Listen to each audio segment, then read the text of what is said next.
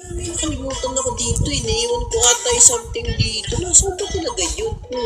Dito ba ito? Chamber ni Gibbs dito. Nakasara na. Dito ko ba naiwan yun? Hindi ko tanda eh. Teka lang. Ano to? Dito nakita dito ang mga potions? Tama to boss? Ano to? Ba't ang daming ganito ni Jules na potion? Oo nga, ang dami nga. Tapos ano nakalagay? No effect. Try ko to. Sabi kasi dito no effect eh.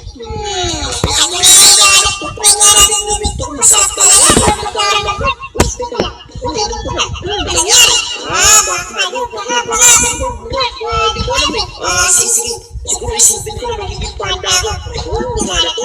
Magiging panda ako. Magiging panda ako.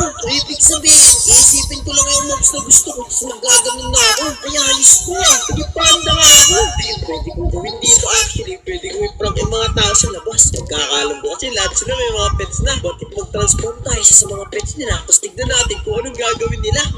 Malalaman ko na rin mga sekreto ng mga kaibigan ko. Teka, bumalik mo tayo sa dati. Kailangan ko isipin na babalik ako sa dati. Ito na, babalik ako sa dati.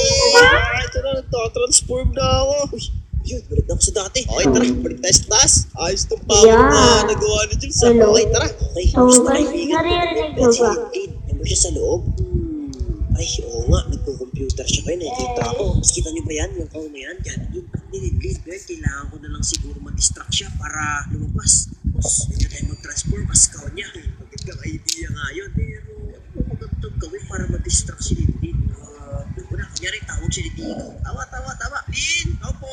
Lin! Tao po! Lindin! Pagkalaman bukas ni Lindin. Lindin! Tao po! Teka lang.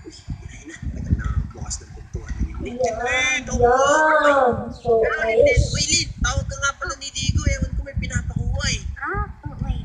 Wait, ano? Tawag ka ni Pinapakuha? Digo. Oo, ewan ko. Tara, punta mo. Hanapin mo lang. Doon si Digo. Doon. Doon? Oo, doon. Oo, punta mo na si Digo ah. Okay. Sige. Bye-bye. Yun, tama. Umalis na siya. Okay. Pero pagkakataon ko, kukuha ni Lindin. Power off. Lalagay natin siya sa lid. Yan. Okay, liga dito. Liga na. Bilis. Dadalhin kita dito. Liga dito. Doon tayo ilalagay. Yan. So, hindi ako malito. Isang ko dito. Yan ka lang, ko ni Lindin ha. Okay, pwede na tayo ngayon bumalik dito sa bahay ni Lindin. Yan, bilis bago siya makarating. Dito na, bilisan mo. Right, dito tayo sa loob ng bahay ni Lindin. Okay, ngayon, isipin natin na magiging kao tayo. Magiging kao ako. Ito na, nagtatransform na ako. Ito na. Yun, yung kao din. Ito pala yung health ng kao. Meron din ako. Tago tayo dito. Tayo natin bumalik si Lindin. Hindi ko nakata siya sa labas. Hindi naman siya sakto. Shit. Kaya ito maging dito. Hindi naman ako tinawag ni Digo. Lupit talaga yung si Wensky sa akin. Nag-instorbo tuloy yung paglalaro ko. Kasi ako na ito eh. Ano ba magandang gawin? Uy, sa tingin mo, ano ba magandang gawin natin? Ha? Gala tayo? Sige. Gusto kong gumala. Sige. Pala, bibili nga pala kita ng madaming wits, no? Kasi paubos na. Ito. Bibili niya ng pagkain. Ito. Uy, gusto ko yan. Uy, teka, hindi dapat ako mag-akaskaw. Malalaman natin saan dinadala ni Linlin yung kaw niya. Tara! Magkakasya kaya to. Ayun, di magkasya sa pintuan. Ang taba-taba na ng kaw ni Linlin. Uy, yun. Tinanggal niya na yung pintuan. Ayan, bumalik. Yun. Ring, tara! Yun nga lang pala kita magagala ulit sana, no? Pero hindi ko naman pinakalala sa iyo kung sino yung mga nakatira sa mga bahay ngayon. So guys, dun ko muna. Dahil nahihirapan ako. Mamaya na lang muna.